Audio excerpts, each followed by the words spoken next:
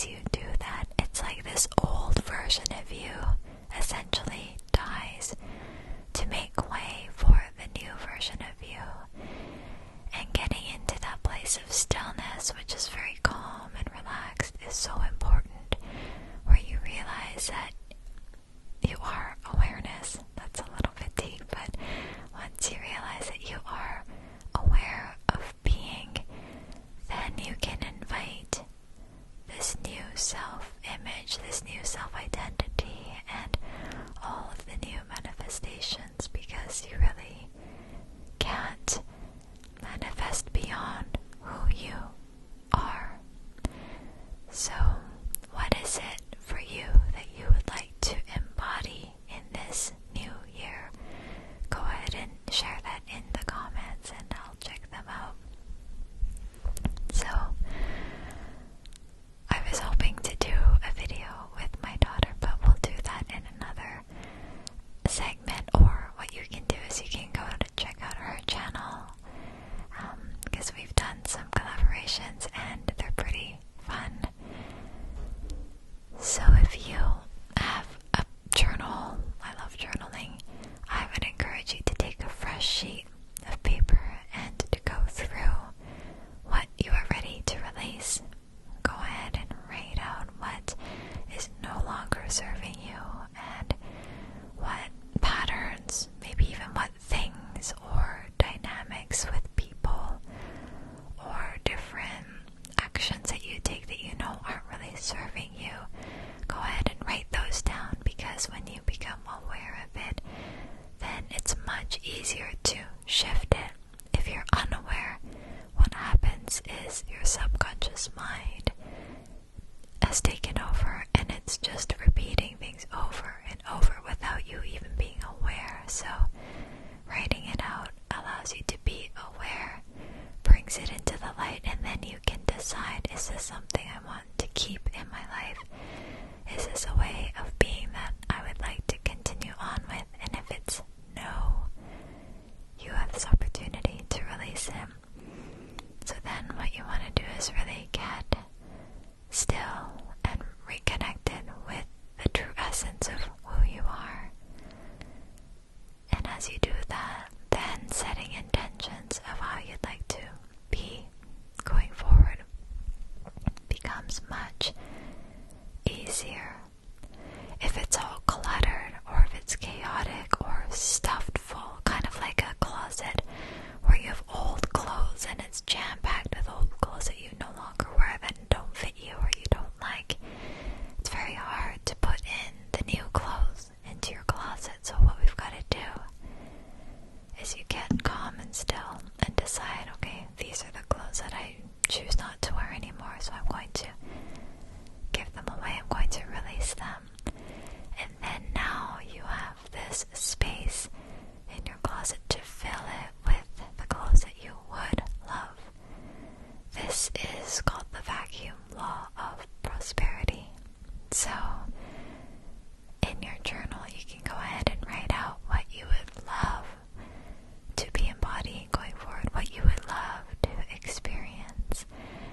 And there's a little bit more to it than just making a wish list, because if you just leave it as a wish list, the chances of it happening are lower.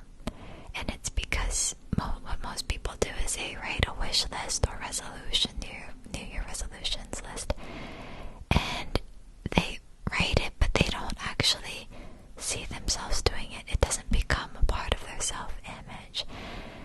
And it's almost like this wishful, well, if I'm lucky, this will happen, or oh, well, it'll just have to happen by chance. But it's not by chance. Everything happens as a result of who you are on the inside. It gets reflected on the outside. So your circumstances, your experiences, the manifestations all come from within.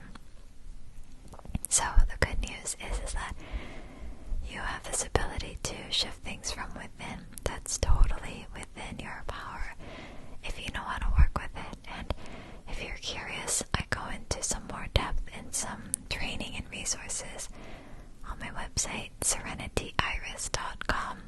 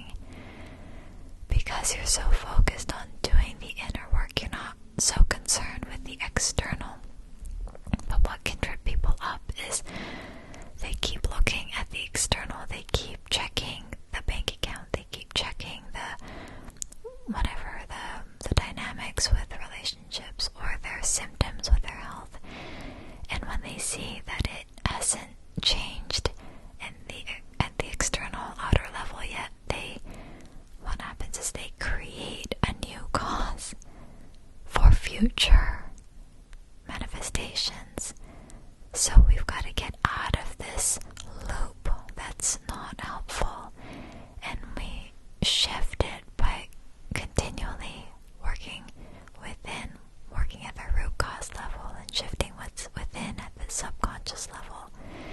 And then when that shifts with great repetition and acceptance, that's when the outer results change. So it's kind of like if you were to plant a carrot seed into the earth, and we know that it takes a certain number of days for the carrot seed to grow. You wouldn't just plant the seed and then after 2 days of it not producing a carrot, kind of yell at the seed and say, well, why haven't you sprouted? Don't you know that I want to eat some carrots? And then you dig up the carrot seed before it has a chance to grow the roots and get the proper nourishment and to grow within a certain gestation period. It's the same for our ideas, like a carrot seed, but we don't know how many days it will take to manifest. We're just guessing.